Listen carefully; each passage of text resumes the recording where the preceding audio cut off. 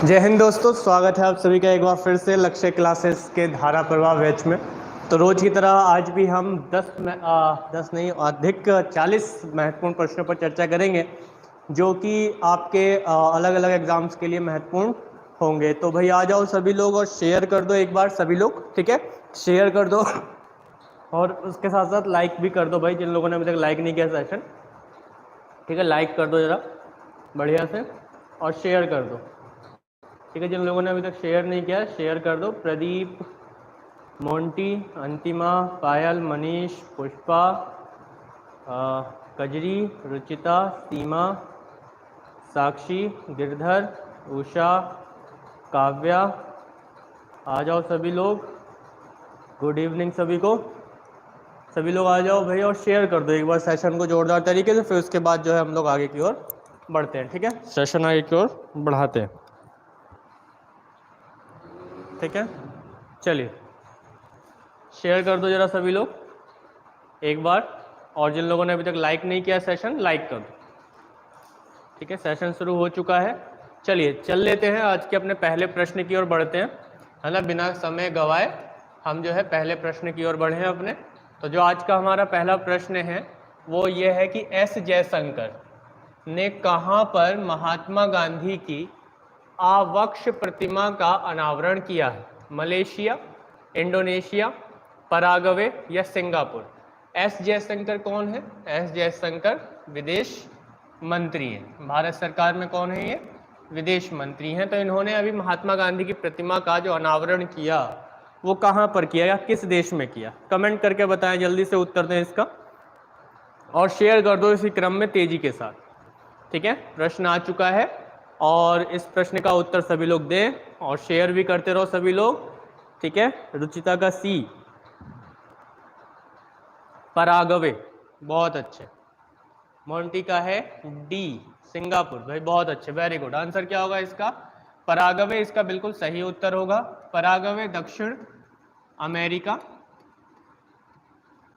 America महाद्वीप में आने वाला एक देश है, ठीक है। दक्षिण अमेरिका महाद्वीप का एक देश है क्या? पराग्वे। इस बात को ध्यान रखना है, पराग्वे किस महाद्वीप में आता है? दक्षिण अमेरिका महाद्वीप में आता है, जिसमें जहां पर अभी एस जयशंकर जो कि भारत के विदेश मंत्री हैं उन्होंने गांधी जी की प्रतिमा का अनावरण किया। सिल्क मार्क एक्सपो 2022 का आयोजन कहाँ हो रहा है? चमोली, नई दिल्ली, लखनऊ या वाराणसी? सिल्क मार्क एक्सपो का जो 2022 का आयोजन कहाँ हो रहा है? आ जाओ भाई सभी लोग, जोकर जल्दी से आ जाओ, आंसर दे दो, देते रहो भाई सभी लोग और शेयर भी करते रहो साथ साथ में। जिन लोगों ने अभी तक भाई लाइक नहीं किया लाइक ठोक दो बढ़िया से, और एक बार फिर से बढ़िया से जो है शेयर ठोक दो, ठीक है, बढ़िया से शेयर ठोको अच्छे से, जल्दी से आंसर दो। सिल्क मार्क एक्सपो 2022 का आयोजन कहाँ किया गया? दूसरे का सी, लखनऊ। चलिए भाई बहुत अच्छे, प्रयास करते रहो, है ना, प्रयास करते रहो। आंसर क्या होगा इसका? नई दिल्ली इसका आंसर होगा, ठीक है। सिल्क मार्क एक्सपो यानी कि यहाँ पर जो है रेशम के उत्पाद को बढ़ावा देने के संबंध में इस प्रदर्शनी का आयोजन किया गया है। किसके संबंध में? रेशम उत्पाद के संबंध में, ठीक है। चलिए आगे की ओर बढ़ते हैं, अगला प्रश्न ले लेते हैं इसी क्रम में तेजी के साथ। राजस्थान में आयोजित होने वाले राजीव गांधी ग्रामीण ओलंपिक का शुभंकर क्या रखा गया है? किसकी बात हो रही है? शुभंकर की बात हो रही है।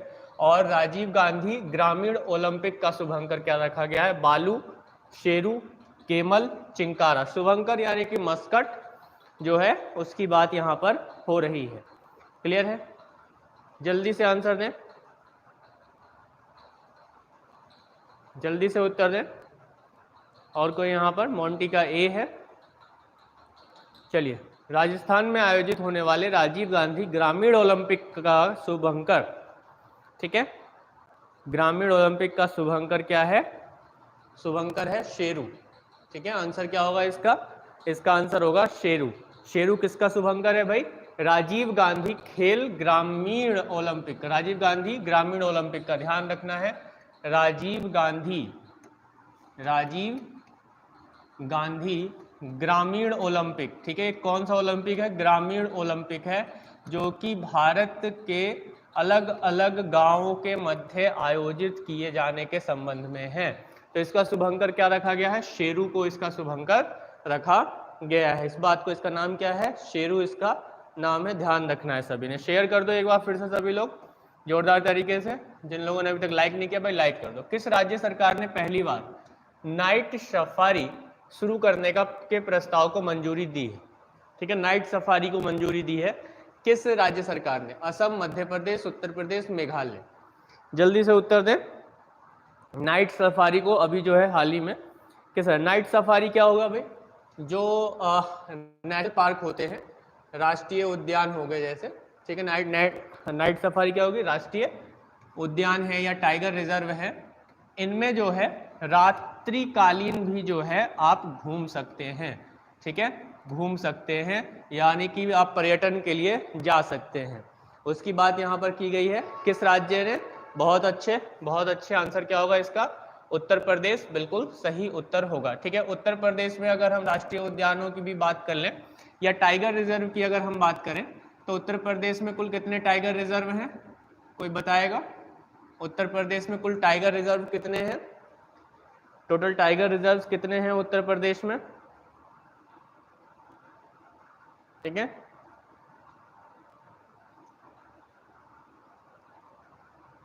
टाइगर रिजर्व कितने हैं टोटल? कोई बताएगा?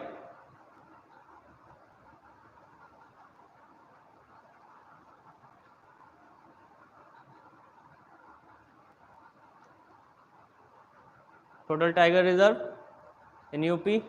ओहो,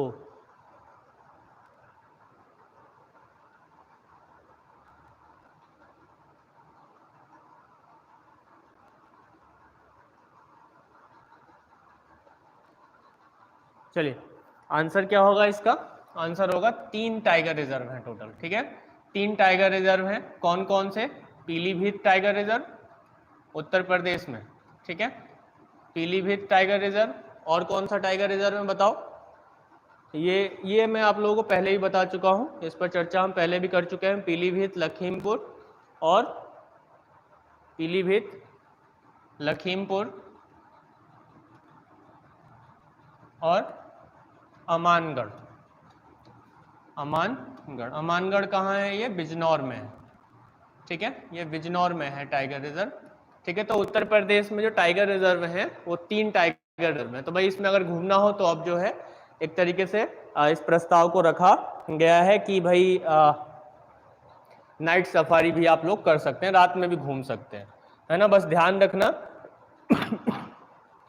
कि रात में जो है टाइगर का डिनर ना हो जाए। ठीक है, चलो आगे की ओर बढ़ते हैं, नेक्स्ट क्वेश्चन ले लेते हैं। किस देश ने 65वें राष्ट्रमंडल संसदीय सम्मेलन का आयोजन किया जा रहा है? किस देश में 65वें राष्ट्रमंडल संसदीय सम्मेलन का आयोजन किया जा रहा है? मैक्सिको, कनाडा, भारत या म्यांमार? किस देश में? राष्ट्रमंडल यानी कि कॉमनवेल्थ की बात यहाँ पर हो रही है। ठीक है, राष्ट्रमंडल यानी कॉमनवेल्थ की बात हो रही है। शेयर कर दो भाई एक बार जोरदार करके, फिर उसके बाद जो है जिन्होंने अभी तक लाइक नहीं किया सेशन लाइक भी कर दो, है ना। शेयर तो करना जरूरी है, बहुत जरूरी है। शेयर करो भाई एक बार, ठीक है, रोज करते रहा करो शेयर कहने से पहले ही। चलो भाई, कजरी का बी कनाडा। चलो बहुत अच्छे, बहुत अच्छे। आंसर क्या होगा? कनाडा। कनाडा उत्तर अमेरिकी महाद्वीप में आने वाला देश है। ठीक है, उत्तर अमेरिकी महाद्वीप में आता है, उत्तर अमेरिका महाद्वीप में आता है कनाडा। राष्ट्रमंडल यानी कि जो कॉमनवेल्थ कंट्रीज हैं, कॉमनवेल्थ कंट्रीज या राष्ट्रमंडल देश कौन से देश होते हैं? वे देश जो कभी ना कभी ब्रिटिश के अधीन रहे हों। किसके अधीन रहे हों?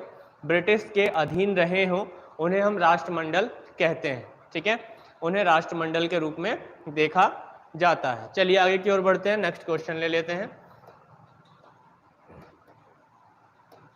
मंकी पॉक्स रोग परीक्षण के लिए भारत की पहली RT-PCR किट किस कंपनी ने विकसित की? Cipla, Serum Institute, Trans Asia Biomedical या भारत बायोटेक? उत्तर दें इसका।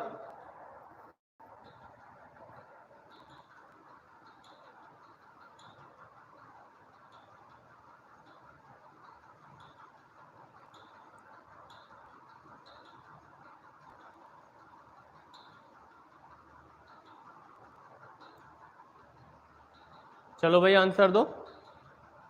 उषा का ए, चलो रुचिता का भी ए है, लेकिन आंसर क्या होगा इसका? Trans Asia biomedicals. ठीक है, ट्रांस एशिया बायोमेडिकल्स इसका उत्तर होगा। मंकी पॉक्स जानते हैं हम लोग, WHO द्वारा इसे अभी जो है महामारी के रूप में भी घोषित किया गया है। और भारत में सबसे पहले मंकी पॉक्स के जो मामले दर्ज किए गए वह किस राज्य में दर्ज किए गए? केरल राज्य में दर्ज किए गए। पहली बार यूरोपीय देशों में अभी हाल ही में दर्ज किए गए मामले, जो कि अफ्रीकी देशों से पहुंचा। कहां से पहुंचा? अफ्रीकी देशों से यूरोपीय देशों में ये पहुंचा था। चलिए नेक्स्ट क्वेश्चन ले लेते हैं जल्दी से। अगला प्रश्न है, जितेंद्र सिंह ने कहां पर स्वदेशी हाइड्रोजन फ्यूल सेल बस का शुभारंभ किया? ठीक है, स्वदेशी हाइड्रोजन फ्यूल से चलने वाली, किससे? हाइड्रोजन फ्यूल यानी हाइड्रोजन ईंधन से चलने वाली सेल बस। ठीक है, ये सेल बस सेल एक तरीके की तकनीक है, एक टेक्नोलॉजी है जिसके द्वारा ईंधन का उपयोग किया जाता है। ठीक है, और इससे में जो बस है उस बस का शुभारंभ जो है कहां से किया गया? पंचकुला, पुणे, दिल्ली, कुशीनगर। आंसर दें भाई सभी लोग, जरा जल्दी से उत्तर दें। पता हो किसी को तो भाई उत्तर दे दिया करो तुरंत। ठीक है, पुणे, अभिषेक गुप्ता। चलो भाई आंसर क्या होगा? बहुत अच्छे, इसका आंसर होगा पुणे। पुणे से अभी जो है हाइड्रोजन फ्यूल सेल बस का शुभारंभ किया गया। तो भाई शेयर कर दो एक बार अच्छे से अपने दोस्तों के बीच में, एक बार फिर से शेयर मार दो। और जिन्होंने अभी तक सेशन लाइक नहीं किया है भाई लाइक कर देना। ठीक है, शेयर मार दो लेकिन एक बार फिर से। चलिए अगले प्रश्न की ओर बढ़ते हैं। चंडीगढ़ एयरपोर्ट का नाम बदलकर क्या रखा गया है? अभी हाल ही में किसका नाम बदला गया? चंडीगढ़ एयरपोर्ट का नाम बदला गया। लाला लाजपत राय एयरपोर्ट, अर्जुन देव एयरपोर्ट, शहीद भगत सिंह एयरपोर्ट या गुरु तेग बहादुर एयरपोर्ट? उत्तर दें।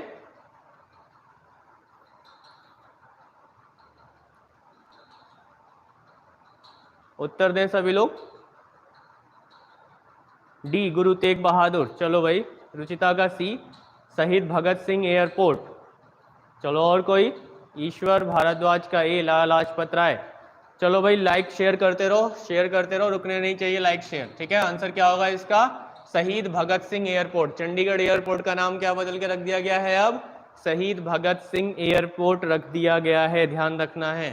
ठीक है, बहुत अच्छे सी जिन्होंने आंसर दिया है, वेरी गुड। ठीक है, वेरी गुड सी जिन्होंने आंसर दिया है, इस बात को ध्यान रखना है। शहीद भगत सिंह एयरपोर्ट नाम किसका हो गया? चंडीगढ़ एयरपोर्ट का। नेक्स्ट क्वेश्चन, जो कि जेरी बस्ती को भारत का पहला दुग्ध गांव घोषित किया गया, यह कहां स्थित है? ठीक है, जेरी बस्ती, ये से भारत का पहला दुग्ध गांव घोषित किया गया, यह कहां स्थित है? दिल्ली, उत्तर प्रदेश, हरियाणा, जम्मू कश्मीर? जल्दी से उत्तर दें। जेरी बस्ती भारत का पहला दुग्ध गांव, यानी कि यहाँ पर दूध के उत्पादन को बहुत अधिक बड़े पैमाने पर बढ़ावा दिया गया और यहाँ के लोगों ने इसके रिजल्ट पॉजिटिव दिए। गुड इवनिंग सोना, आ जाओ भाई सभी लोग, शेयर कर दो एक बार। सी, हरियाणा आंसर आ रहा है सभी का। चलो भाई बहुत अच्छे। उत्तर प्रदेश भी आंसर आया, जोकर का उत्तर प्रदेश आया, बाकी सबने सी आंसर दिया है हरियाणा। लेकिन यहाँ क्या होगा? जम्मू कश्मीर यहाँ बिल्कुल सही उत्तर होगा। ठीक है मेरे प्यारों, इन्हीं चीज़ों को तो सीखना है, इन्हीं गलतियों को सुधारना है। बस मैं थोड़ा ज़्यादा तेज़ी से और अभी मैं थोड़ा ज़्यादा एग्रेसिव या तेज गति से बोल नहीं सकता, लेकिन हाल मेरी भावनाओं को समझते हुए आप पढ़ते रहें इसी तरीके से कि अभी क्या आंसर होगा इसका? जम्मू कश्मीर। डोरेमोन प्रणाम, आ जाओ, शेयर कर दो भाई सभी लोग जरा अपने दोस्तों में। ठीक है, और लाइक कर दो जिन्होंने अभी तक लाइक नहीं किया। आना जाना मत करना, बस अगर कुछ सीखना है तो अंत तक बने रहो।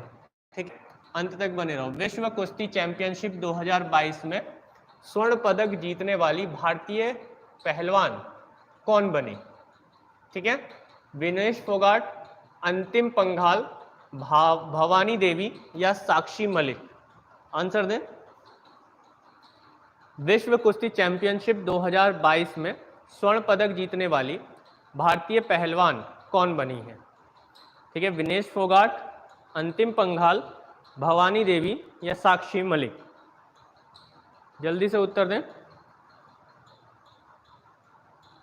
डी साक्षी मलिक। चलिए भाई, बहुत से लोगों का आंसर डी आ रहा है। अंशु का ए है। चलो भाई, और कोई आंसर क्या होगा इसका? आंसर होगा अंतिम पंघाल, इसका बिल्कुल सही और सटीक उत्तर होगा। ठीक है, विश्व कुश्ती चैंपियनशिप 2022 में स्वर्ण पदक जीतने वाली भारतीय पहलवान कौन बनी है अभी? अंतिम पंघाल। ठीक है, अंतिम पंघाल ये बनी है। चलिए नेक्स्ट क्वेश्चन ले लेते हैं जल्दी से। अगला प्रश्न है, कपिल देव त्रिपाठी के स्थान पर किसे राष्ट्रपति जी का सचिव चुना गया? राकेश कुमार, राजेश वर्मा, जैनेन्द्र सिंह या विशाल भारद्वाज? यानी कि कुल मिला के प्रश्न पूछना चाह रहा है कि वर्तमान में अभी राष्ट्रपति जी के जो सचिव हैं वो कौन चुने गए। ठीक है, सेक्रेटरी हैं वो कौन चुने गए? जल्दी से उत्तर दे दो, जल्दी से उत्तर दे दो सभी लोग, और शेयर कर दो जरा सेशन एक बार फिर से। सेशन के अंत तक बने रहने का पूरा प्रयास किया करो। ठीक है, पूरा प्रयास किया करो। चलो, आंसर क्या होगा इसका? राजेश वर्मा इसका बिल्कुल सही उत्तर होगा। ठीक है, राजेश वर्मा जो है इसका बिल्कुल सही उत्तर होगा। ठीक है, कोई बात नहीं अंजू, बस बने रहिए, सभी लोग बने रहें। ठीक है, जोकर कह रहे हैं भाई कि सर जी बच्चे गूगल करके बता रहे हैं। चलो भाई, जैसे अभी हो प्रयास करते रहो बस, है ना, लेकिन भूलना नहीं। गूगल बेशक करो, लेकिन ये ऐसा ना हो कि भूल जाओ आगे चल के। Kalpana Chawla space and research centre किस विश्वविद्यालय में स्थापित किया गया? जवाहरलाल विश्वविद्यालय, चंडीगढ़ विश्वविद्यालय, IISc Bengaluru, IIT Bombay? Answer दे कोई।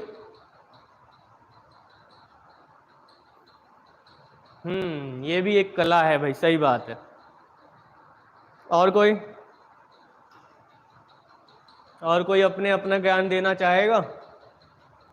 चलो भाई, प्रियंका, साक्षी मलिक, क्वेश्चन हो गया वो वाला। नेक्स्ट क्वेश्चन है, इसका आंसर क्या होगा?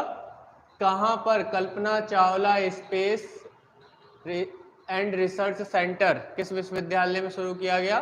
चंडीगढ़ विश्वविद्यालय में शुरू किया गया। कहां शुरू किया गया? चंडीगढ़ विश्वविद्यालय में शुरू किया गया। चलो भाई, नेक्स्ट क्वेश्चन ले लेते हैं इसी क्रम में जल्दी से। जल के अंदर वायु का बुलबुला किस प्रकार व्यवहार करता है? जल के अंदर वायु का बुलबुला किस प्रकार का व्यवहार करता है? उत्तल लेंस की तरह, द्वि उत्तल लेंस की तरह, अवतल लेंस की तरह, या हमें नहीं पता? उत्तर दें जल्दी से।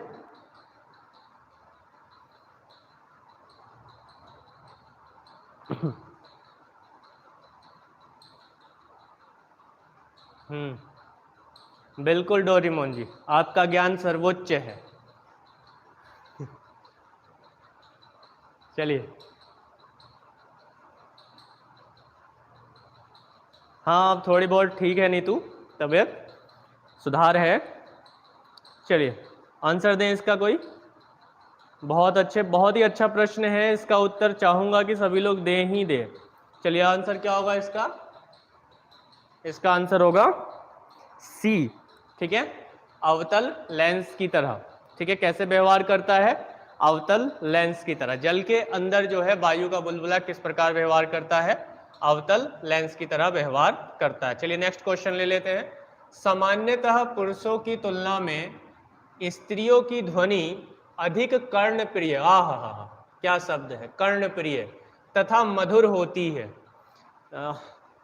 ये प्रश्न जो है बड़े ही भाव के साथ तैयार किया गया होगा। ठीक है, चलो फिलहाल कर्णप्रिय तथा मधुर होती है क्योंकि स्त्रियों की ध्वनि की होती है क्या? आवर्ती कम, आयाम संवेदनशील, तारत्व अधिक या तारत्व कम? जल्दी से उत्तर दें। बहुत अच्छा अंजू। पायल कहाँ है? पायल नहीं आ रही हैं, बहुत से लोग नहीं आ रहे हैं, कारण क्या है? शेयर कर दो सभी को। ठीक है, ठीक है, शेयर कर दो भाई सभी लोग, और इसका उत्तर दो जरा। पूजा, उषा, कसी है तारत्व। चलो भाई बहुत अच्छे। अंजू का तारत्व अधिक होता है। हाँ भाई, तारत्व तो अधिक होता ही है।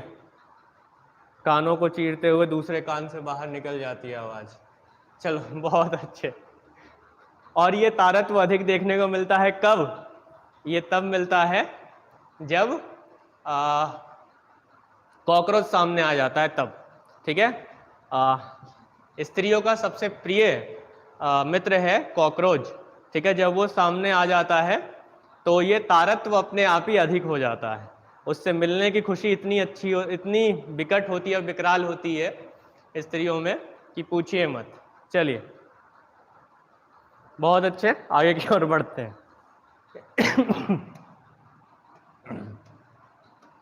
अगला प्रश्न है 6 फुट के व्यक्ति को अपना प्रतिबिंब देखने के लिए कम से कम कितनी लंबाई के समतल दर्पण की आवश्यकता होगी? 3 फुट, 4 फुट, 5 फुट या 6 फुट?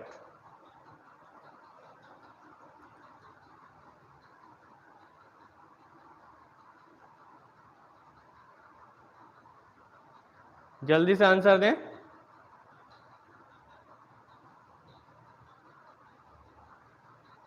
3 फुट। बहुत अच्छे, बहुत अच्छे पूजा, शिल्पी, अभिषेक, वेरी गुड। आंसर क्या होगा इसका?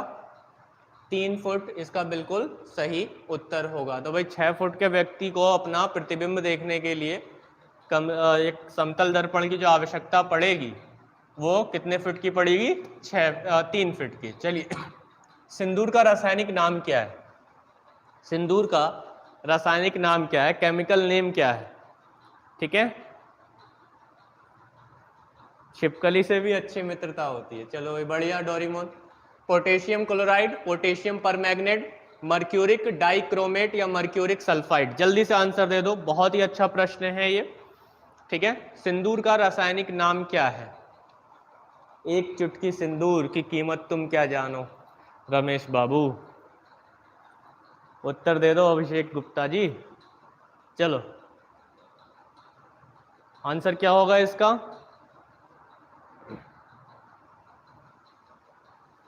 सी आंसर आ रहा है भाई सभी का भाई, और बहुत अच्छे, बी और सी आंसर आ रहा है।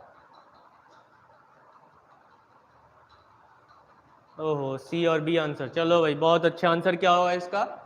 मर्क्यूरिक सल्फाइड, ठीक है। मर्क्यूरिक सल्फाइड इसका बिल्कुल सही उत्तर होगा, डी, ठीक है।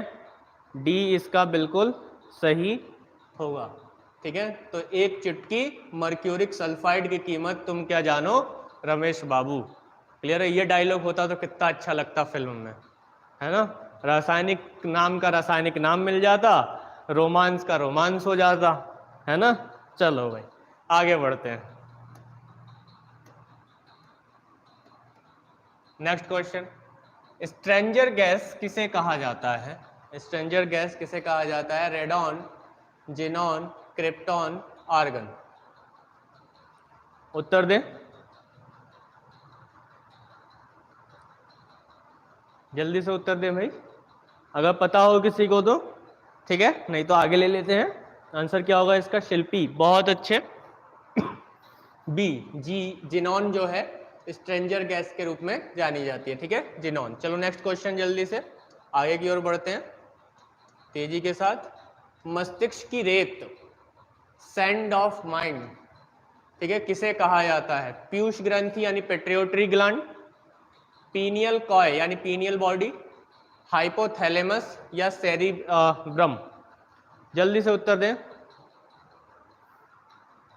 हिंदी ही यही है, ठीक है, हिंदी ही यही है। चलो 18 का ए, पीयूष ग्रंथि, मस्तिष्क की रेत। चलो और कोई? बी भी आंसर आ रहा है भाई, उषा, दीपांशी, पूजा, जोकर। चलो बहुत अच्छे। मोंटी का सी है, साक्षी का बी। चलो भाई शाबाश। आंसर क्या होगा इसका? Pineal coy.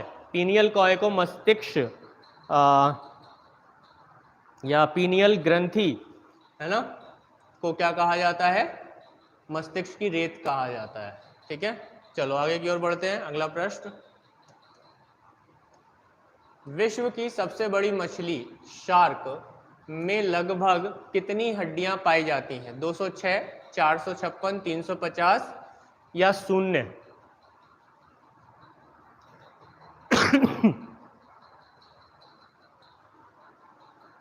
उत्तर दें भाई। बी 456। रुचिता बहुत अच्छे। अभिषेक शाबाश। अंजू का डी है, बहुत अच्छे। जोकर का 0। चलो भाई वेरी गुड। आंसर क्या होगा? 0। ठीक है, इसमें कोई हड्डी नहीं पाई जाती है। ठीक है, कोई हड्डी नहीं पाई जाती है। ठीक है, क्या? कोई हड्डी नहीं पाई जाती है, इस बात को ध्यान रखना है। कोई हड्डी नहीं पाई जाती है शार्क के शरीर में, बल्कि सिंपल एक कांटों का समूह पाया जाता है जो हड्डी नहीं होती। ठीक है, क्लियर है? चलो आगे की ओर बढ़ते हैं, नेक्स्ट क्वेश्चन ले लेते हैं।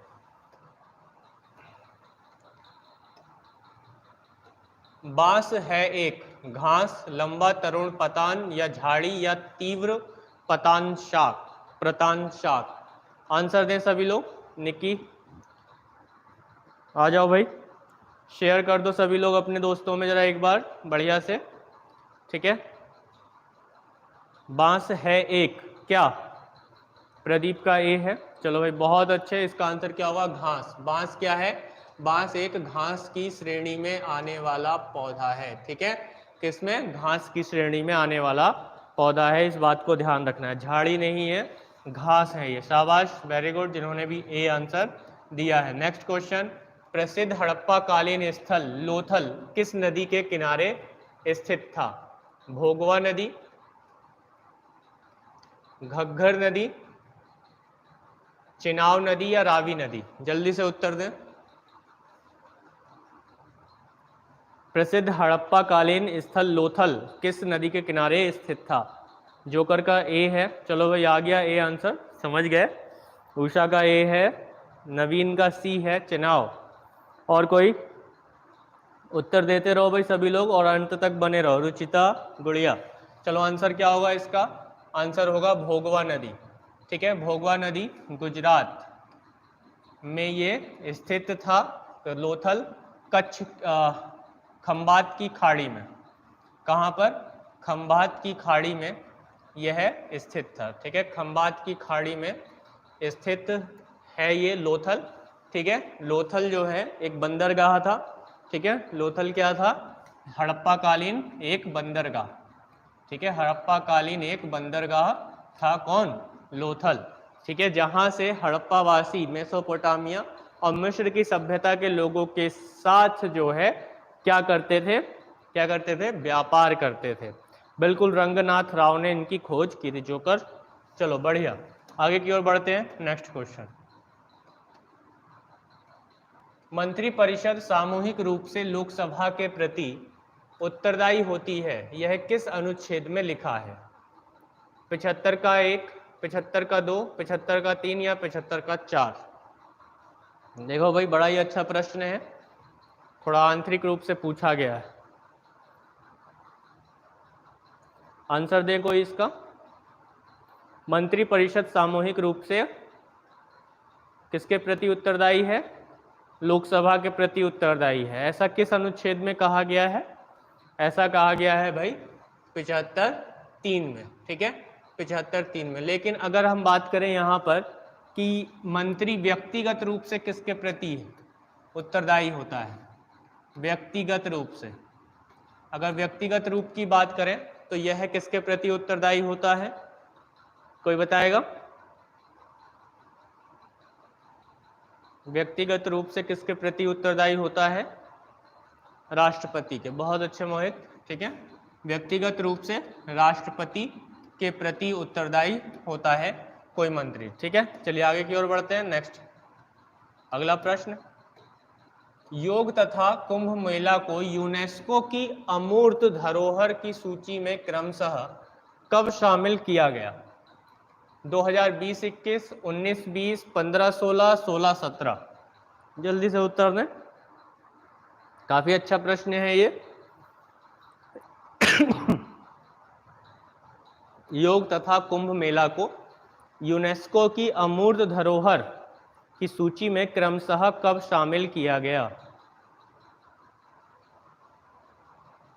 शेयर कर दो जरा सेशन को। बहुत ही अच्छा प्रश्न है ये, इसका उत्तर सभी को मालूम होना चाहिए।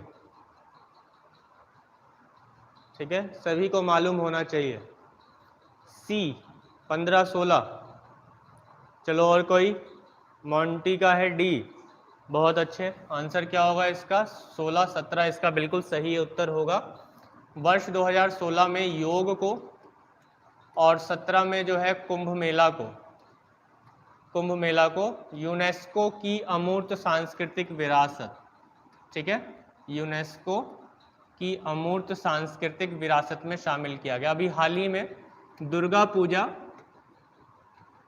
इस सूची में शामिल किया गया, ठीक है, दुर्गा पूजा को इस सूची में शामिल किया गया। चलिए आगे की ओर बढ़ते हैं, अगला प्रश्न ले लेते हैं।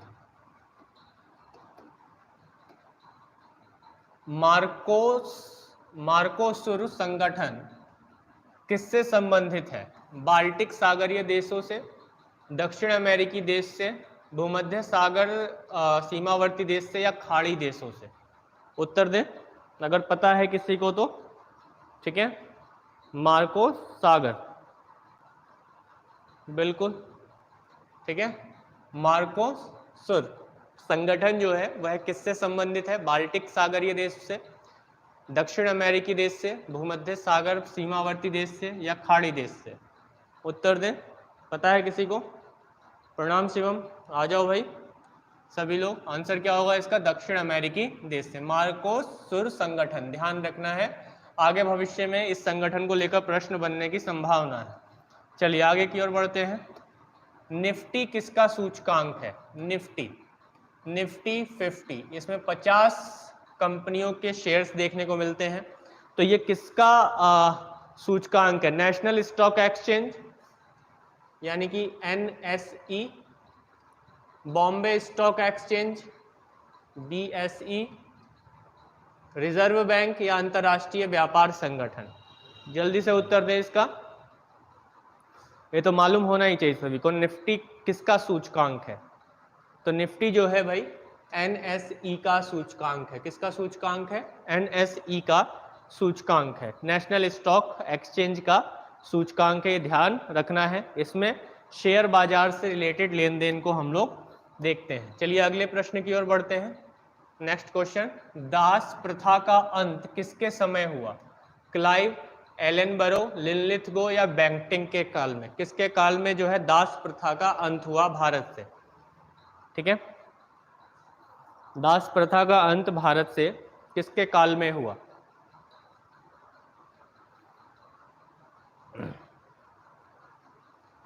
बी एलेनबरो, चलो भाई बहुत अच्छे। आंसर क्या होगा इसका? Lord Ellenborough. लॉर्ड एलेनबरो के काल में दास प्रथा का अंत किया गया। चलिए आगे की ओर बढ़ते हैं। अगला प्रश्न, निम्नलिखित में से कौन सा मार्शल आर्ट व राज्य आपस में संबंधित नहीं है? कलरईपट्टू केरल में है, थांगटा मिजोरम में है, मलखम मध्य प्रदेश में है, गतका पंजाब में है? उत्तर दें कि कौन सा ऐसा मार्शल आर्ट है जो अपने राज्य के साथ संबंधित नहीं है। गलत लिखा हुआ है, ऐसा कौन सा है? उत्तर दें भाई, बहुत ही अच्छा प्रश्न है ये, ठीक है, बहुत ही अच्छा प्रश्न है, उत्तर दें।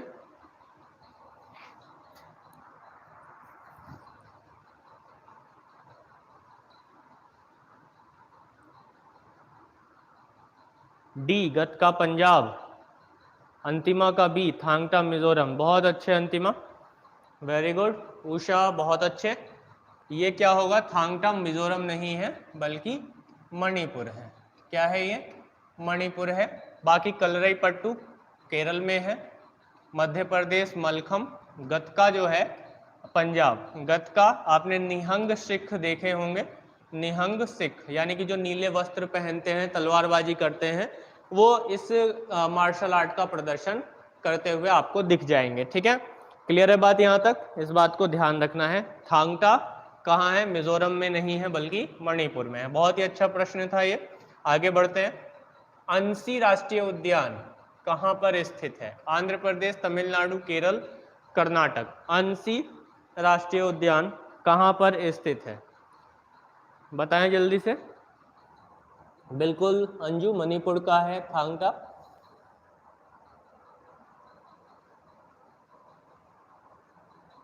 शेयर करते रहो भाई सभी लोग, जरा एक बार फिर से शेयर कर दो। बिल्कुल आंसर क्या होगा इसका? डी, कर्नाटक बिल्कुल सही उत्तर होगा और सटीक उत्तर होगा। ठीक है, सही और सटीक उत्तर क्या होगा? कर्नाटक। चलिए आगे की ओर बढ़ लेते हैं, अगला प्रश्न ले लेते हैं। तत्वबोधिनी सभा का संबंध किससे है? राजा राममोहन राय, देवेंद्रनाथ टैगोर, आत्माराम पांडुरंग, ज्योतिबा फूले। तत्वबोधिनी सभा का संबंध किससे है?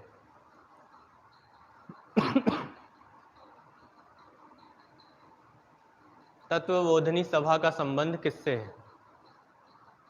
कोई बता सकता है? उत्तर देते रहे सभी लोग। उषा का डी, जोकर का डी। चलो भाई और कोई? बहुत अच्छे, आंसर होगा इसका देवेंद्रनाथ टैगोर। ठीक है, देवेंद्रनाथ टैगोर ने तत्वबोधिनी सभा की स्थापना की थी मुख्य रूप से। ठीक है, क्लियर है, ध्यान रखना है। और ज्योतिबा फूले, बहुत से लोगों ने आंसर दिया। इनका जो इन्होंने जब संगठन बनाया था वो बनाया था सत्य शोधक समाज।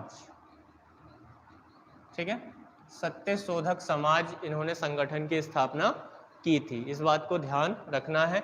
जैसे राजा राम मोहन राय ने ब्रह्म समाज की स्थापना की थी, इसके ब्रह्म समाज की स्थापना की थी राजा राम मोहन राय ने। ठीक है, चलिए आगे की ओर बढ़ते हैं, नेक्स्ट क्वेश्चन ले लेते हैं अब। जल्दी से शेयर करते रहो जरा सेशन को भाई। शिशुपाल वधम के रचयिता कौन है? हरिश्रेण, कालिदास, माघ, भारवी।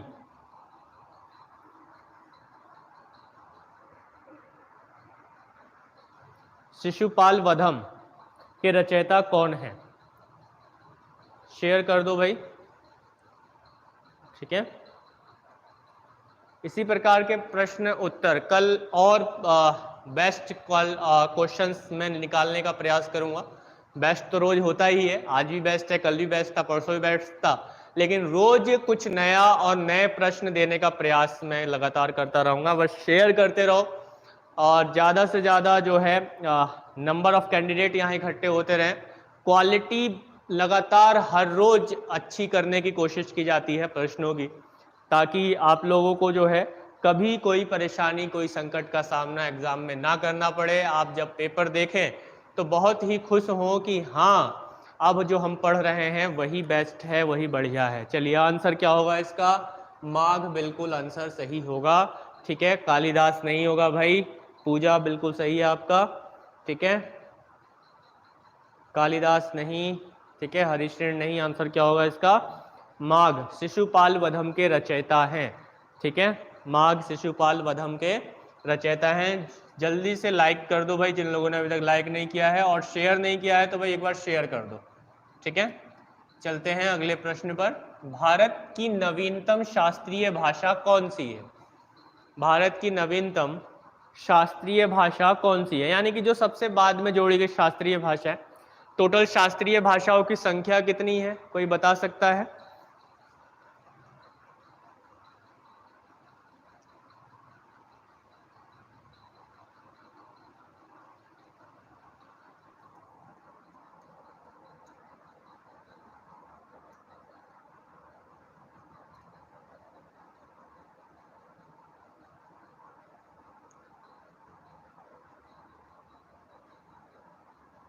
कोई बता सकता है? क्या आंसर होगा इसका? भारत की नवीनतम शास्त्रीय भाषा कौन सी है? इसमें सबसे नवीनतम है ओडिया। ठीक है, ओडिया सबसे नवीनतम शास्त्रीय भाषा है। क्लियर है? ठीक है, ध्यान रखना है। जैसे तमिल है तो 2004 में तमिल को शास्त्रीय भाषा के रूप में सूचीबद्ध किया गया। ठीक है, मलयालम को 2013 में। ठीक है, उड़िया को 2014 में। ठीक है, इस बात को ध्यान रखना है, उड़िया को 2014 में। और तेलुगु की अगर हम बात करें तो 2008 में तेलुगु को सूचीबद्ध किया गया था शास्त्रीय भाषा के रूप में। बचे 2 और 6 हैं टोटल। एक बचा संस्कृत, ठीक है, संस्कृत भी क्लासिकल लैंग्वेज में से एक है जिसे 2005 में, और एक बचा कन्नड़, ठीक है, जो कि कर्नाटक में बोली जाती है, इसे 2008 में शास्त्रीय भाषा के रूप में सूचीबद्ध किया गया। यानी कि टोटल जो है 6 शास्त्रीय भाषाएं हैं, इस बात को ध्यान रखना है, ठीक है। टोटल कितनी शास्त्रीय भाषाएं हैं? 6 शास्त्रीय भाषाएं, टोटल 6 क्लासिकल लैंग्वेजेस हैं यहाँ पर। भारत में कुल कितनी है? 6। बिल्कुल, बहुत अच्छे जोकर। चलो भाई, इसी तरीके से आगे की ओर बढ़ते हैं। अगला प्रश्न ले लेते हैं। कोबरोक किस राज्य या केंद्र शासित प्रदेश की भाषा है? असम, त्रिपुरा, मेघालय या दमन दीव? उत्तर दें सभी लोग,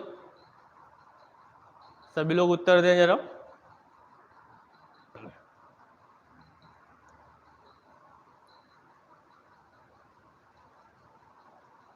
कोबरोक किस राज्य या केंद्र शासित प्रदेश की भाषा है?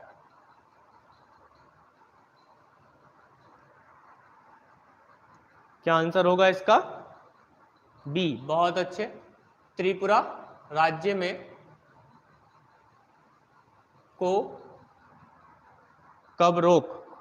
कोकबरोक भाषा बोली जाती है। चलिए next question.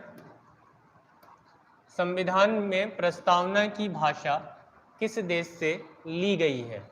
Australia, Ireland, Britain, America? बहुत ही अच्छा प्रश्न है, आसान प्रश्न है, ठीक है, इसमें कोई बड़ा रॉकेट साइंस नहीं है। आ जाओ भाई मकर ध्वज, मीना, शेयर कर दो भाई सेशन को, जिन लोगों ने अभी तक सेशन शेयर नहीं किया है। ऑस्ट्रेलिया में, ठीक है, कहाँ से ली गई है? ऑस्ट्रेलिया से ली गई है। संविधान में जो प्रस्तावना की हमारी भाषा है, जो एक स्ट्रक्चर हमने लिखा है इसको, ठीक है, जो इसका खाका तैयार किया, वो किससे संबंधित, किस राज्य देश से लिया हमने? ऑस्ट्रेलिया से लिया है, ठीक है, ऑस्ट्रेलिया से लिया है। लेकिन अगर हम प्रस्तावना की बात करें कि भाई प्रस्तावना का कंसेप्ट, कि हमारे देश के संविधान में भी प्रस्तावना होनी चाहिए। एक और बात ध्यान रखना है, प्रस्तावना संविधान में सबसे अंत में जोड़ी गई, ठीक है, अंत में जोड़ी गई। जबकि अगर हम संविधान में देखें तो सबसे पहले हमको प्रस्तावना ही पढ़नी होती है, ठीक है, सबसे पहले हम प्रस्तावना पढ़ते हैं। लेकिन जोड़ा कब गया था? इसे अंत में जोड़ा गया था। अब अगर हम बात करें तो ये जो प्रस्तावना है, यह संविधान में, हमारे संविधान में एक प्रस्तावना हो, एक प्रियम्बल हो, ये हमने किस देश से लिया? ये हमने किस देश से लिया? ये हमने लिया अमेरिका से, ठीक है। कहाँ से लिया? अमेरिका से लिया, इस बात को ध्यान रखना है। अमेरिका का संविधान विश्व का पहला ऐसा संविधान रहा जिसने अपने देश के संविधान में प्रस्तावना को इंट्रोड्यूस किया। प्रस्तावना क्या होती है? एक तरीके से देखा जाए तो प्रस्तावना को संविधान का सार कहना गलत नहीं होगा, ठीक है। अगर आप प्रस्तावना को ठीक से समझ लेते हैं तो आप संविधान की आत्मा को बहुत अच्छे से समझ लेते हैं। आप ये समझ जाएंगे कि संविधान के अंदर क्या बातें बोली गई हैं, और सारा का सारा कुछ जो है उस एक पेज पर उतार कर आ गया है जो प्रस्तावना में बताया गया है, ठीक है। पूरा का पूरा परिचय पत्र है प्रस्तावना संविधान का, ठीक है।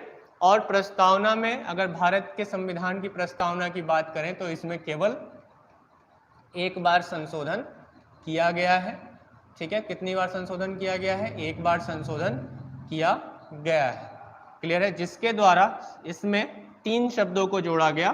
कौन कौन से शब्द जोड़े गए इसमें? समाजवादी, पंथ निरपेक्ष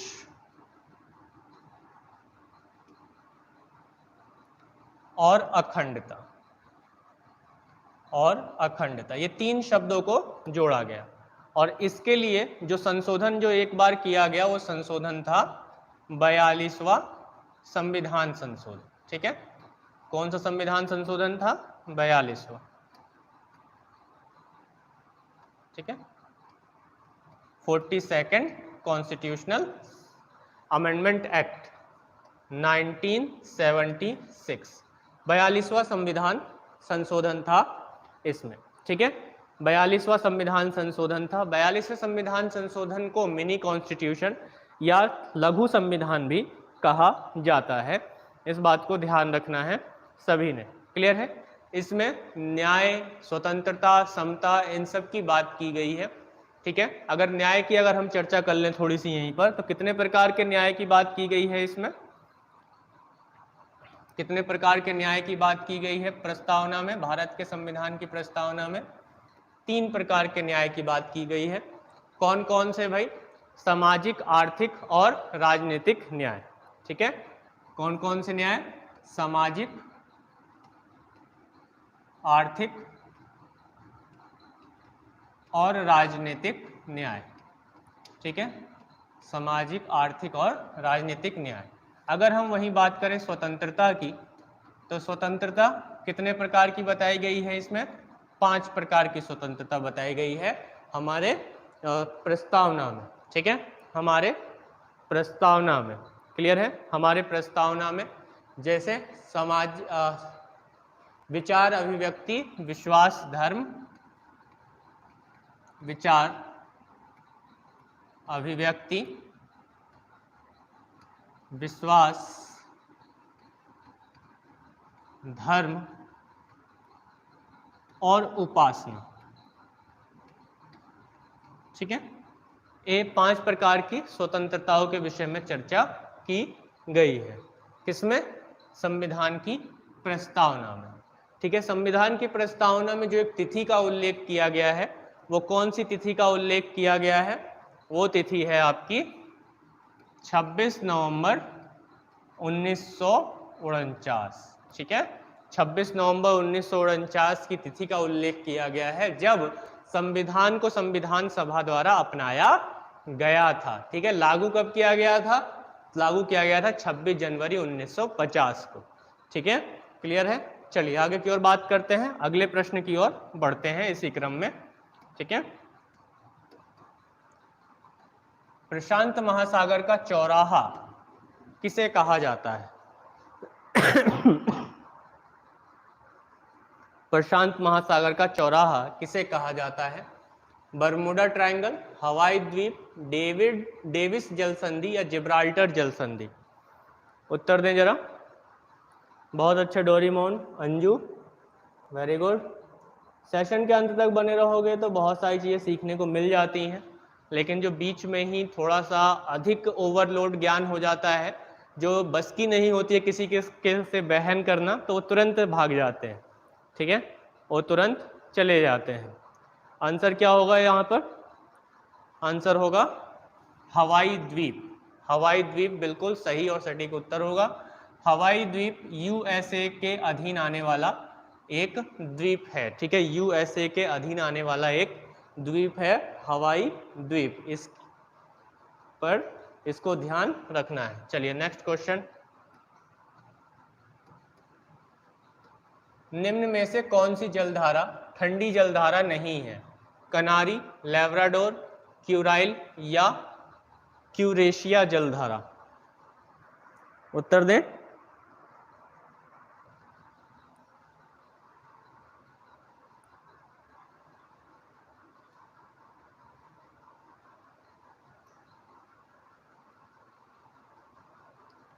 चलिए, जिब्राल्टर एक जल संधि का नाम है।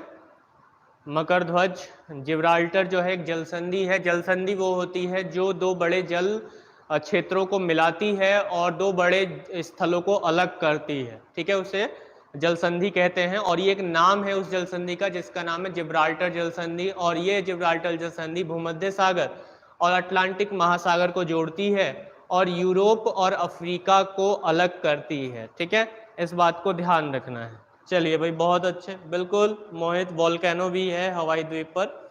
इसका आंसर दें सभी लोग। क्या होगा इसका आंसर? इसका आंसर होगा क्यूरेशियो जलधारा, जो कि ठंडी जलधारा नहीं है बल्कि एक प्रकार की गर्म जलधारा है। समुद्र में चलने वाली।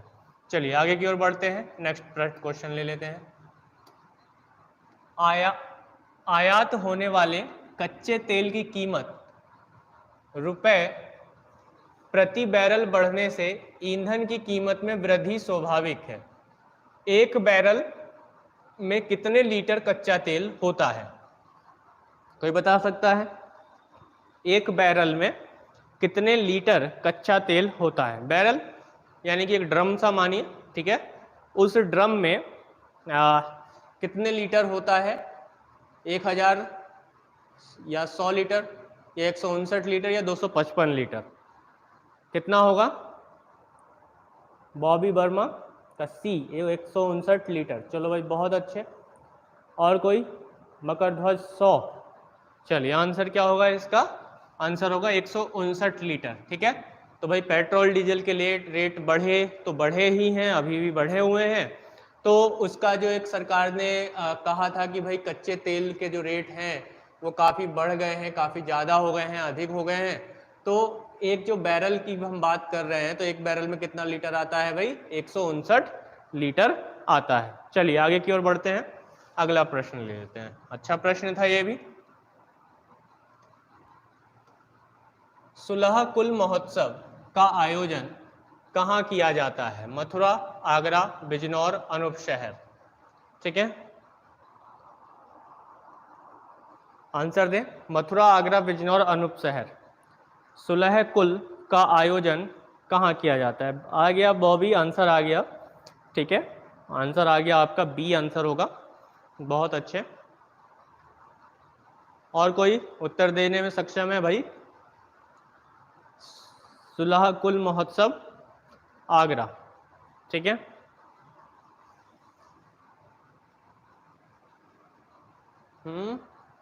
सर जी अब 20 रुपये कम हो गया। अच्छा 60 रुपये लीटर हो गया क्या जोकर? ठीक है,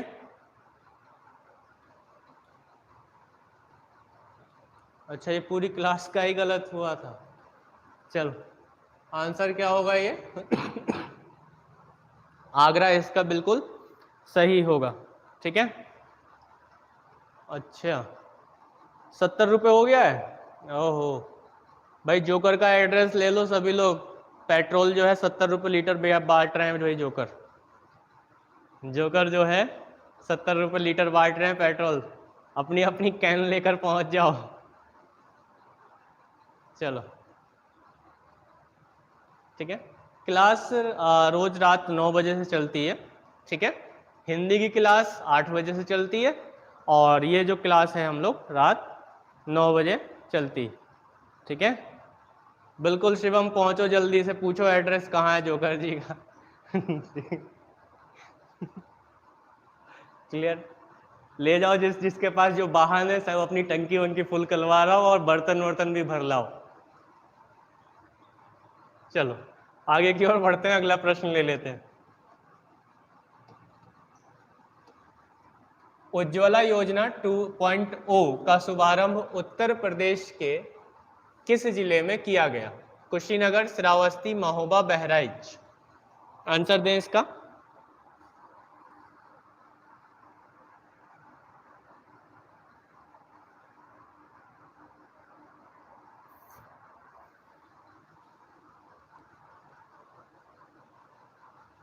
चलिए आंसर दें।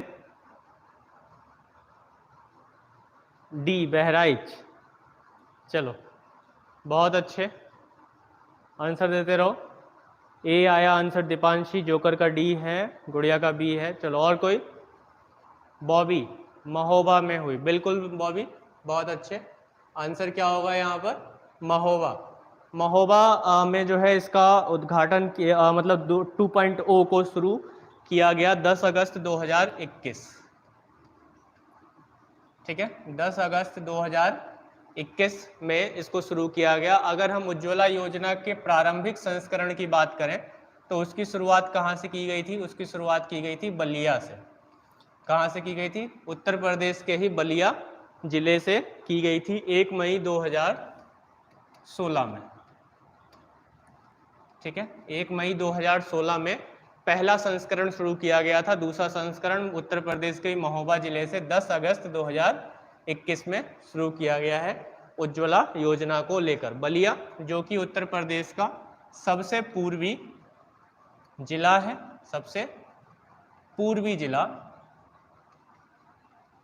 एवं शहर है, ठीक है, ध्यान रखना है। और इससे एक बार प्रश्न बना हुआ है उत्तर प्रदेश पुलिस में। उत्तर प्रदेश पुलिस में यही प्रश्न पूछा था कि सबसे उत्तर प्रदेश का सबसे पूर्वी शहर कौन सा है, तो बलिया सबसे पूर्वी शहर है, ध्यान रखना है, ठीक है।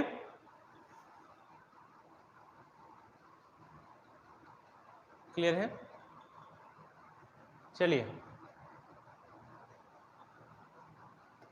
आगे की ओर बढ़ते हैं। माउंट हैरियट का नाम बदलकर माउंट मणिपुर कर दिया गया। यह कहाँ स्थित है? अंडमान निकोबार पर, नागालैंड और मणिपुर के बॉर्डर पर, मिजोरम और मणिपुर के बॉर्डर पर, मेघालय और मणिपुर के बॉर्डर पर। जल्दी से उत्तर दें।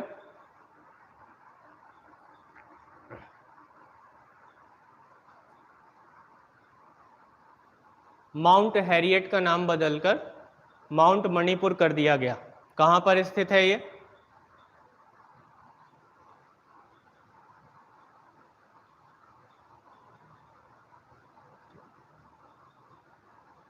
जल्दी से उत्तर दें।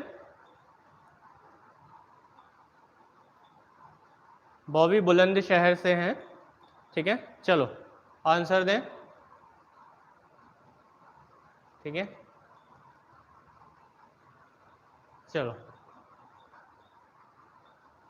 इसका आंसर होगा ए, ठीक है, ए बहुत आंसर होगा इसका।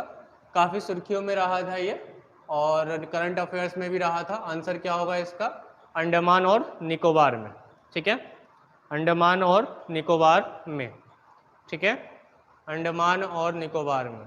मकर ध्वज अभी 2 ही क्लासेस चलती हैं हमारे चैनल पर, एक हिंदी की और एक आपकी ये जीएस की। दोनों ही क्वेश्चन आंसर मोड में चलती हैं। क्वेश्चन आंसर के माध्यम से कंसेप्ट समझाए जाते हैं। 8 बजे इवनिंग में डेली हिंदी की क्लास होती है और 9 बजे मैं आपके सामने प्रकट हो ही जाता हूँ, ठीक है। चलिए आगे की ओर बढ़ते हैं, नेक्स्ट क्वेश्चन ले लेते हैं। और आज के सेशन का अंतिम प्रश्न भी है, लेकिन जिन लोगों को कोई डाउट हो तो वो पूछ सकते हैं ताकि उनका डाउट क्लियर हो जाए। भरसक मैं प्रयास करूंगा कि उनका डाउट क्लियर हो जाए, ठीक है। क्वेश्चन है कि वेलिंगटन ट्रॉफी किस खेल से संबंधित है? गोल्फ, पोलो, रोइंग या लॉन टेनिस? जल्दी से बताएं, ठीक है। वेलिंगटन ट्रॉफी किस खेल से संबंधित है? गोल्फ, पोलो, रोइंग, लॉन टेनिस?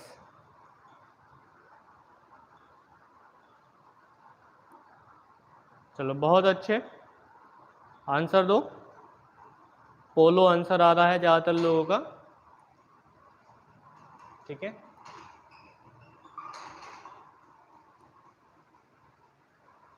आंसर क्या होगा इसका?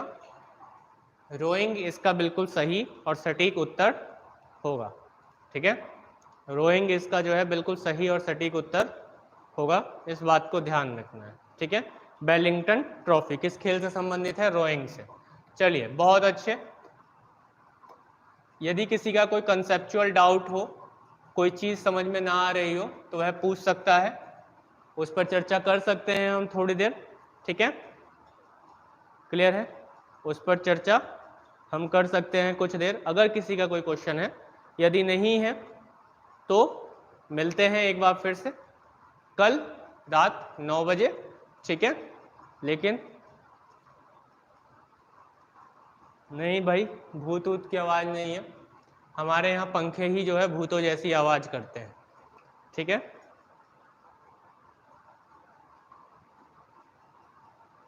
क्लियर? और आगे वाले पंखे तो और जो हमारे सिर पे लगे हुए हैं, कब गिर जाएं कुछ पता नहीं, ठीक है, तो उस पर आगे चर्चा करेंगे। सर मूल अधिकार बता दीजिए। मूल अधिकार, चलिए भाई, डोरेमोन जी की डिमांड है कि भाई मूल अधिकार थोड़ा सा देख लिया जाए। तो भाई जो लोग चाहते हैं कि मूल अधिकार देखें, तो उसके बारे में नहीं जानते, समझना चाहते हैं तो रुक सकते हैं, यदि नहीं चाहते रुकना तो जा भी सकते हैं। लेकिन फिलहाल यही कहूँगा कि सभी लोग रुकें और इस चीज़ को समझें। क्लियर है कि भाई मूल अधिकार की अगर हम बात करें तो फंडामेंटल राइट,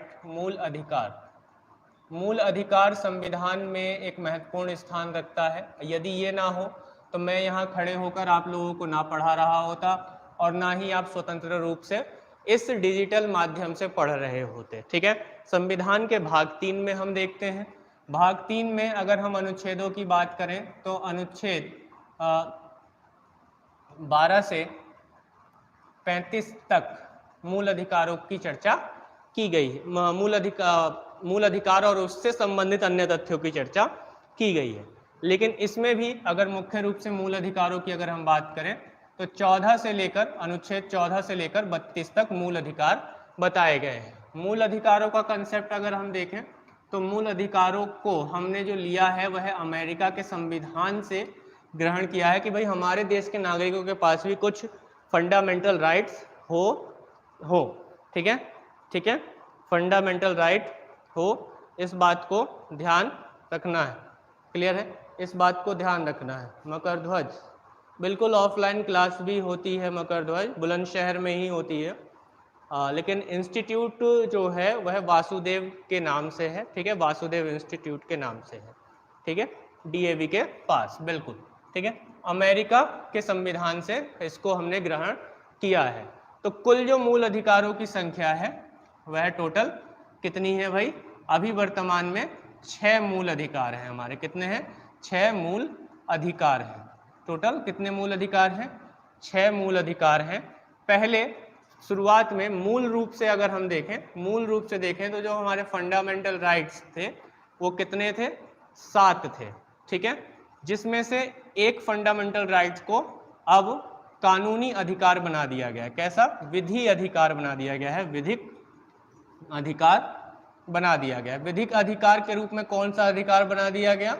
तो संपत्ति के अधिकार को मूल अधिकारों से हटाकर विधिक अधिकार बना दिया गया है। क्लियर है, इस बात को ध्यान रखना है। ठीक है, संपत्ति का अधिकार अब कानूनी अधिकार है, हमारा मूल अधिकार नहीं है। इस बात को ध्यान रखना है सभी ने। ठीक है, और इसके लिए संविधान में 44वां संविधान संशोधन किया गया था। कौन सा संविधान संशोधन? 44वां संविधान संशोधन 1978 में 44वां संविधान संशोधन किया गया, जिसके बाद संपत्ति का अधिकार अब विधिक अधिकार हो गया और इसको जो है संविधान के अनुच्छेद 300A में ऐड किया गया, बाद में आगे चलकर जोड़ा गया। इसके अतिरिक्त अगर हम आगे की चर्चा करें, थोड़ी सी और आगे बढ़ा लेते हैं बात को कि भाई मूल अधिकार में है कौन कौन से अधिकार। ठीक है, बस सिंपल हेडिंग देख लेते हैं ताकि एक बेसिक नॉलेज हो जाए। ठीक है, तो जैसे पहला अगर हम मूल अधिकार देखें तो समानता का अधिकार। ठीक है, समानता का अधिकार, राइट टू इक्वलिटी, समानता का अधिकार। अनुच्छेद 14 से 18 तक हम जो है समानता के अधिकार की चर्चा करते हैं, है ना, कि भाई सभी के लोगों के बीच में समानता होगी। क्लियर है, सभी लोगों के बीच में जो है समानता होगी और उस समानता को लेकर कोई भी कानूनी रूप से उस समानता को खत्म नहीं कर सकता। जैसे कि कोई भी जाति धर्म के आधार पर भेदभाव नहीं होगा, सभी को वैकेंसीज में जाने का अधिकार होगा, छुआछूत जैसी घटनाएं समाप्त की गई और इसके साथ साथ जो है उपाधियों का भी अंत किया गया ताकि समानता बनी रहे। इसके बाद की अगर हम बात करें तो स्वतंत्रता का अधिकार। ठीक है, स्वतंत्रता का अधिकार भी एक मूल अधिकार के रूप में सृजित किया गया और ये जो है आपका अनुच्छेद 19 से 22 तक है। ठीक है, अनुच्छेद 19 से 22 तक है। आज की क्लास में मैं इसको फर्दर करके नहीं बता सकता कि भाई इनमें और क्या क्या चीजें हैं, लेकिन फिलहाल जो है इस चीज को ध्यान रखना है कि स्वतंत्रता का अधिकार अनुच्छेद 19 से 22 तक है। इसी में ही जो है अनुच्छेद 21A भी बाद में जोड़ा गया, जो शिक्षा का अधिकार शिक्षा के अधिकार को दर्शाता है। क्लियर है, इस बात को ध्यान रखना है। इसके बाद अगर हम तीसरे अधिकार की बात करें तो शोषण के विरुद्ध अधिकार। ठीक है, शोषण के विरुद्ध अधिकार। तो शोषण के विरुद्ध अधिकार की अगर हम चर्चा कर रहे हैं यहाँ पर, तो क्या हो जाता है, अनुच्छेद 23 और 24, इसमें दो ही आर्टिकल हैं अनुच्छेद 23 और 24 में। एक में बलात् श्रम की चर्चा की गई है और एक में बाल श्रम की चर्चा की गई है। बच्चों से श्रम ना करवाना अनुच्छेद 24 में है, जिसे बाल श्रम कहा गया है, और बेगारी ना करवाना, जबरदस्ती काम ना करवाना, वो है बलात् श्रम में आता है। ठीक है, तो इस शोषण के विरुद्ध अधिकारों के अंतर्गत लिया गया है। इसी तरीके से अगर हम आगे बात करें, आगे चर्चा करें, तो और कौन से मूल अधिकार हो सकते हैं, और कौन से मूल अधिकार हो सकते हैं? तो भाई चौथा मूल अधिकार अगर हम देखें तो धार्मिक स्वतंत्रता का अधिकार, धार्मिक स्वतंत्रता का अधिकार, ये भी एक मूल अधिकार है। ठीक है, जो कि अनुच्छेद 25 से 28 तक बताया गया है। इसके अतिरिक्त अगर हम बात करें तो क्या, अल्पसंख्यकों के हितों का संरक्षण, अल्पसंख्यकों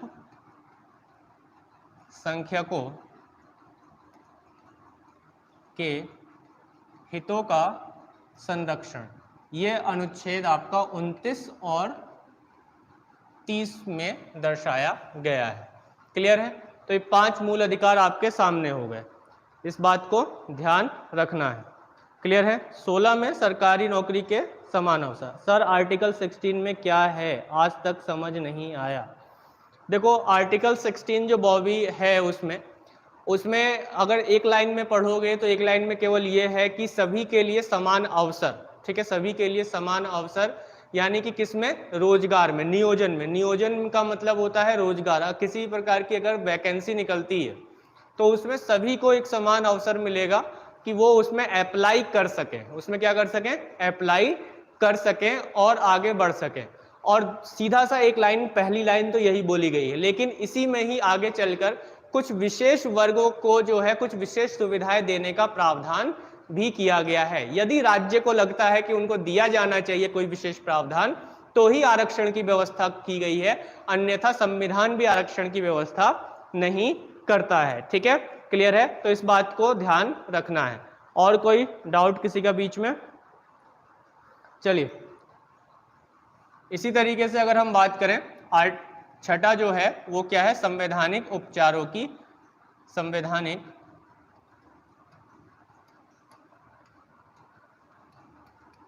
उपचारों, कॉन्स्टिट्यूशनल रेमेडीज। ठीक है, संवैधानिक उपचारों का अधिकार, जो कि अनुच्छेद 32 में है। इसे संविधान की आत्मा के रूप में भी दर्शाया गया है, बताया गया है। ठीक है, इसे संविधान की आत्मा के रूप में भी बताया गया है। तो ये भाई कुछ मूल अधिकार हैं, बेसिक चीजें ध्यान रखनी है आप लोगों को, और इसको लेकर जो है धीरे धीरे करके एक एक चीज पर एक एक डेली जो है अब मूल अधिकार को ही उठा लिया करेंगे। भाई शुरुआत में जो है कुछ मूल अधिकारों पर चर्चा कर लिया करेंगे और एक एक जो है आर्टिकल पर चर्चा कर लिया करेंगे। भाई 14 क्या है, 15 क्या है, तो आप लोगों का कंसेप्ट भी क्लियर हो जाएगा। ठीक है, ज़्यादा से ज़्यादा 5 से 10 मिनट चर्चा करेंगे, फिर उसके बाद अपने प्रश्नों पर आ जाया करेंगे। चलिए भाई, डोरेमोन जी ने अच्छा सुझाव यहाँ पर पकड़ा दिया, एक अच्छा टॉपिक दे दिया, मूल अधिकार। और मूल अधिकारों को लेकर जो है अब हम लोग डेली एक आर्टिकल को लेकर चर्चा कर लिया करेंगे। ठीक है, यहाँ तक और किसी का कोई डाउट हो तो पूछ सकता है। कोई डाउट हो और किसी का तो पूछ सकता है।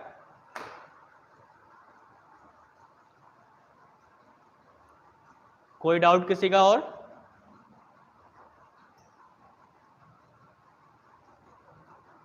नहीं है कोई डाउट? चलो भाई, चलो बहुत अच्छे। तो सेशन के अंत तक भाई जो लोग बने रहे, है ना, जो सेशन के अंत तक बने रहे, जिन्होंने अंत तक साथ दिया, उनका बहुत बहुत धन्यवाद। और जिन्होंने लाइक, शेयर, सब्सक्राइब किया है, आज नए कैंडिडेट जुड़े हैं, उनका भी भाई बहुत बहुत स्वागत है। और शेयर कर दो एक बार फिर से। ठीक है, एक बार फिर से शेयर कर दो सभी के सभी। ठीक है, सर क्वेश्चन बड़े खतरनाक थे। अच्छा चलिए, खतरनाक बड़ा ही डराने वाला शब्द हो जाता है, लेकिन फिलहाल चलिए मिलते हैं कल फिर रात 9 बजे। तब तक के लिए अपना ध्यान रखें, खुश रहें, मुस्कुराते रहें। जय हिंद।